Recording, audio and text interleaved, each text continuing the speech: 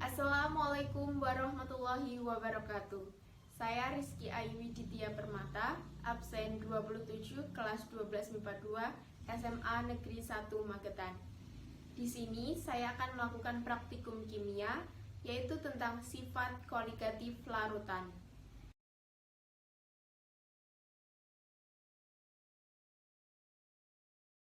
Sebelumnya, apa sih sifat koligatif larutan itu? Sifat koligatif larutan adalah sifat yang tidak bergantung pada jenis zat terlarutnya, tetapi bergantung pada konsentrasi zat terlarutnya. Langsung saja. Di sini kita membutuhkan alat dan bahan. Yang pertama ada cup dan tutupnya, ada yogurt, ada es batu, ada panci, ada garam, dan parut.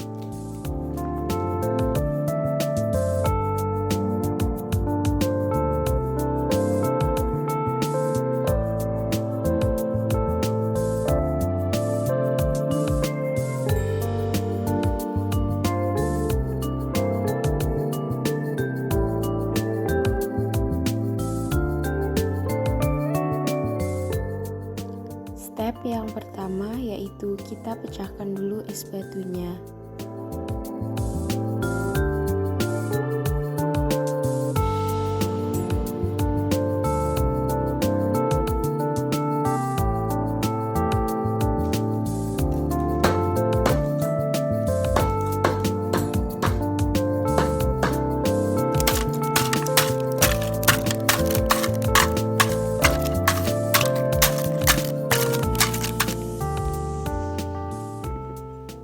Lalu tuang yogurt ke dalam cup yang telah tersedia secara merata.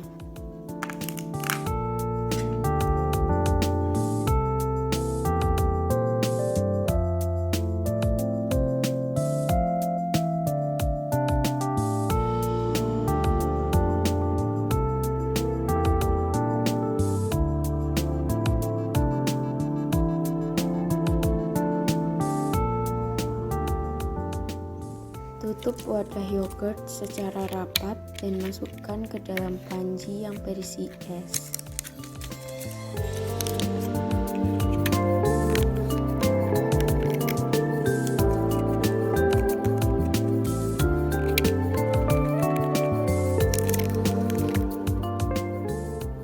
Susun dan letakkan yogurt di antara es batu.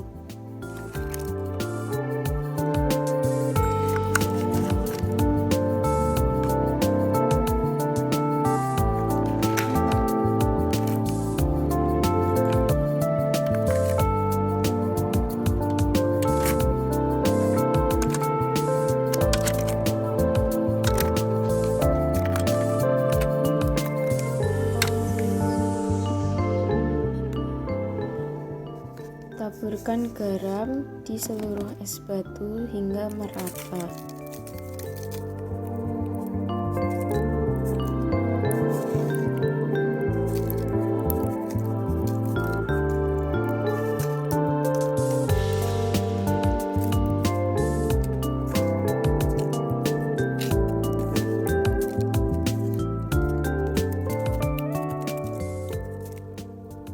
Diamkan selama 30 menit.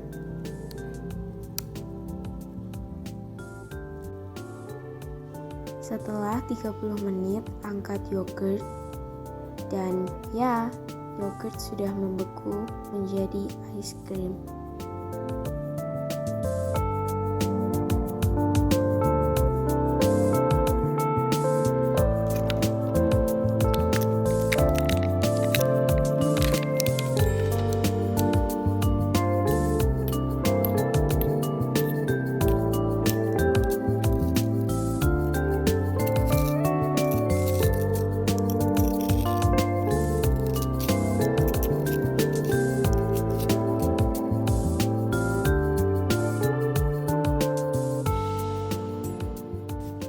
Pembahasan. Larutan mempunyai sifat-sifat yang berbeda dari pelarutnya. Salah satu sifat penting dari suatu larutan adalah penurunan titik beku. Titik beku adalah temperatur tetap di mana suatu zat tepat mengalami perubahan wujud dari cair ke padat. Setiap zat yang mengalami pembekuan memiliki tekanan 1 atmosfer. Penambahan zat terlarut non-volatil ke dalam suatu pelarut menyebabkan terjadinya penurunan titik beku.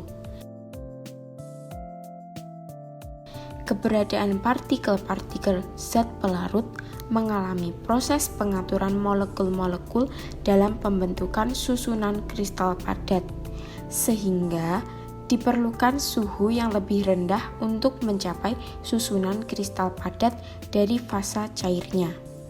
Hal inilah yang menyebabkan terjadinya penurunan titik beku suatu larutan yang keadaannya ditambahkan zat terlarut.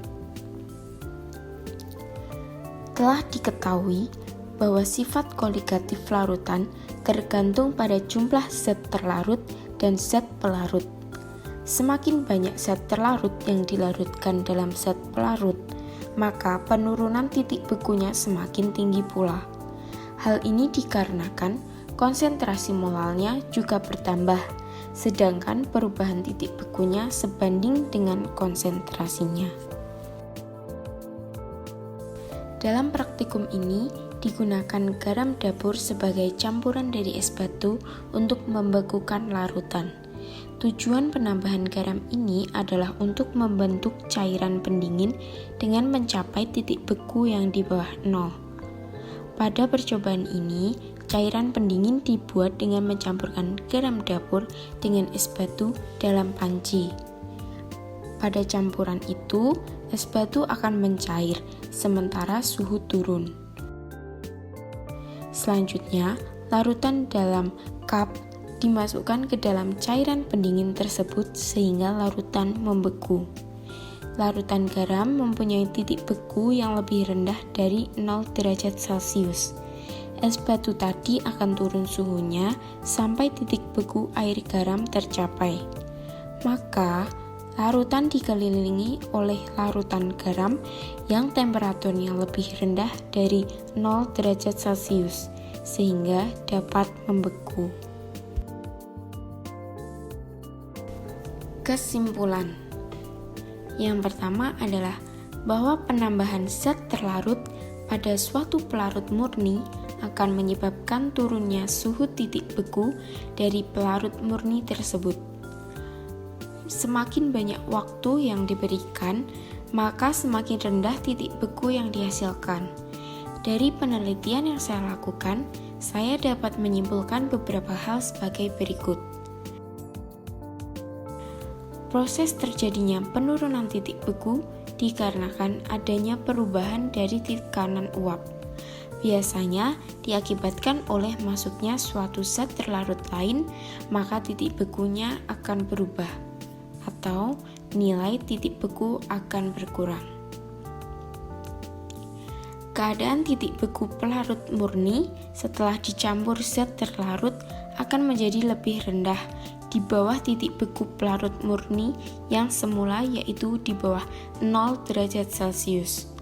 Zat terlarut akan berpengaruh pada penurunan titik beku larutan karena pada suatu pelarut murni, zat terlarut akan menyebabkan turunnya suhu titik beku dari pelarut murni tersebut. Garam dapur berfungsi sebagai zat yang menurunkan titik beku es batu sehingga es batu tidak akan membeku pada suhu 0 derajat Celcius, sehingga ketika sebuah cup diletakkan dalam panci akan terbentuk sebuah sistem antara larutan es batu yang suhunya 0 derajat Celcius dengan larutan uji yang ada di dalam cup. Suatu zat terlarut dalam larutan dapat diubah sifat dari larutan tersebut yang disebut dengan sifat koligatif. Penurunan titik beku tidak tergantung pada komposisi kimia dari zat tersebut, tetapi tergantung pada jumlah partikel zat terlarut di dalam larutan, kemolalan larutan, massa zat terlarut, dan massa pelarutnya. Sekian serangkaian praktikum yang telah saya lakukan. Maaf bila ada kekurangan, dan terima kasih. Wassalamualaikum warahmatullahi wabarakatuh.